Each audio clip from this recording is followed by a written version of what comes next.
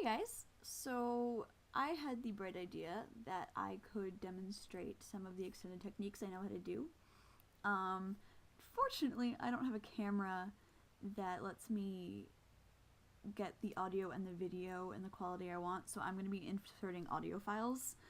Um, Hopefully, and I'll also demonstrate at least the physical thing, but they won't be together because, yeah, media sucks. Um, so yeah, I'm going to start with the easiest one, which is flutter tongue. It's something everyone should know how to do. If you don't know how to do it, don't worry, but talk to your teacher about learning how to do it. Basically, you roll your R's. There's two ways to do it. There's the front of the throat, which is more like the R in Spanish, and then there's the back of the throat, which is more like the R in Germanic languages and French. Personally, I do the back of the throat, and that works better for some notes and some worse for others, depending on the range. You can hear an example of it now.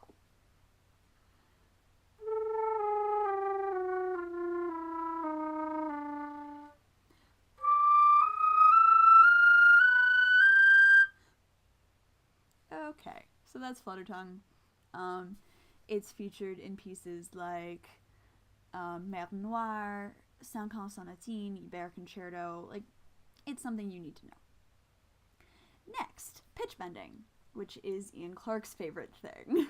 If any of you guys have heard Maya, you know that what that sounds like. Here's an example.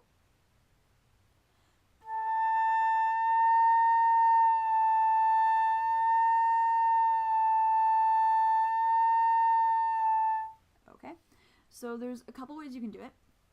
My favorite is if you have an open hole, you move from half hold to full hold to half hold to full hold. This is really hard to show, but basically you just kind of slide off the key and slide back and slide off the key and slide back. It's really easy. If you're playing one of Ian Clarke's pieces, he tells you how to do it. Yeah, it's basically you're raising the pitch and then going back to the regular pitch. Cool. So then there's singing and playing. And there's two different things you can do with singing and playing. There's one where you sing a steady note and you play different pitches. So here's an example of that.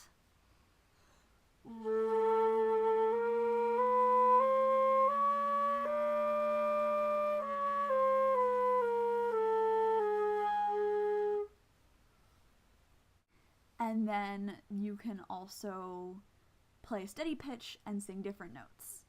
So here's an example of that.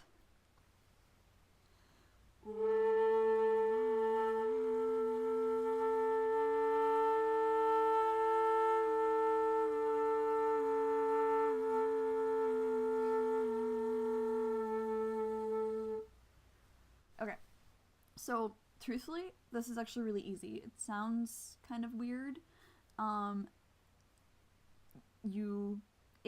What you can do is you can start singing a pitch, so whatever the hell note you want it to be. And truthfully, you don't have to, unless there's pitches written in the piece, in which case you have to work on it. But if you're just doing this for an exercise, like I suggest this to a lot of people, is to sing and play as part of your warm up.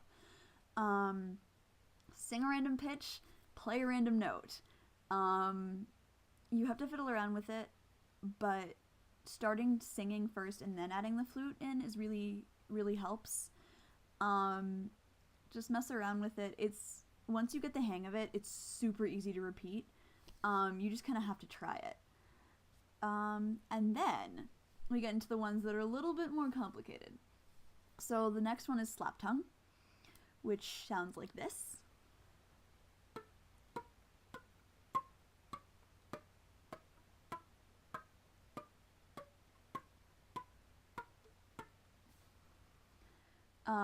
It's a very percussive sound, and they're usually marked with, I can't think of what they're marked with. I think they're marked with accent note heads. But truthfully, composers don't really know what they're marking sometimes. So yeah. Um, so that is something I had to learn this summer.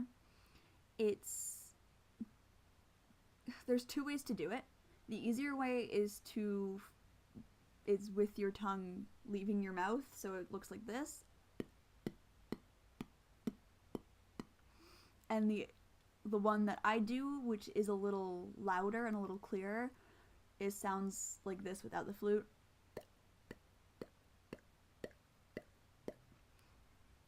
It's really hard to explain without doing it in person, but basically you go like that on the roof of your mouth and then force your tongue forward with air.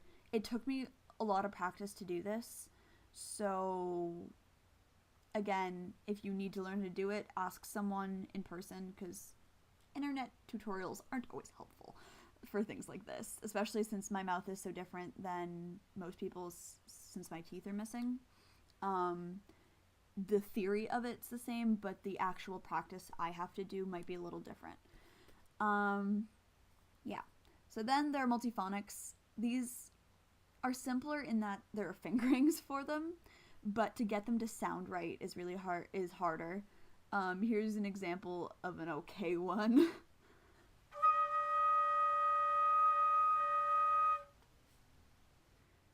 So there can be anywhere between 2 and like 4 or 5 notes in the multiphonic, depending on the fingering. If you want to know more about this one, I would suggest looking up Robert Dick's flute method, because he is the master of multiphonics.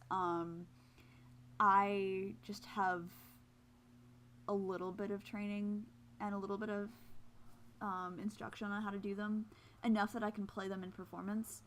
But if you want to know how to do them really well, Robert Dick's the guy to go to. And then there's tongue ram, which sounds like this.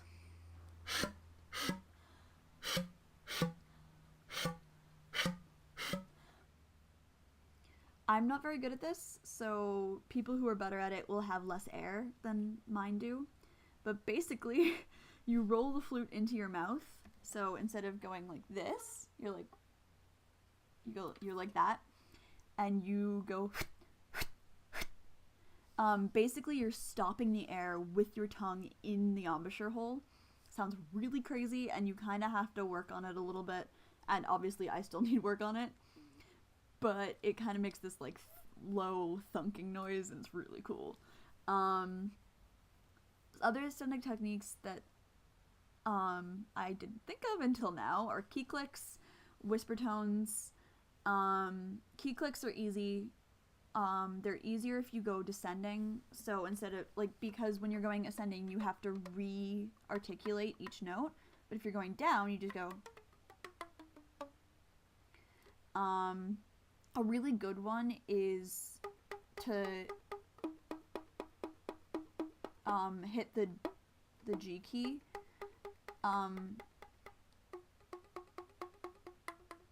The low notes too work. And whispers are kind of hard for me to do. I can't demonstrate them properly. But when you lose support in the air and at the end of your notes, and you get this like weird whispery kettle sound. That's what a whisper tone is. You're basically skimming like the top of the note.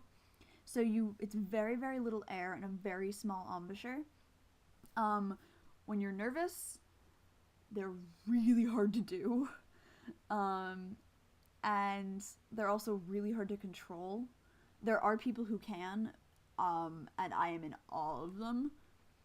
So yeah. I'm sure there's some techniques I'm missing, and I'm sure I probably could demonstrate some of these better.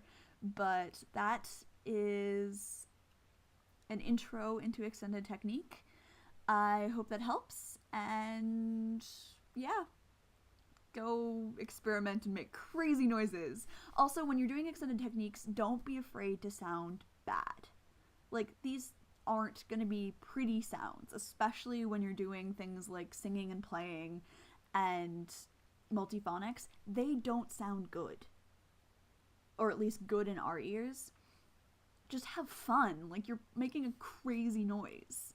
You have to really commit to it, and you have to really just appreciate the fact that you can do things on the flute that don't sound like the flute. Yeah, so have fun.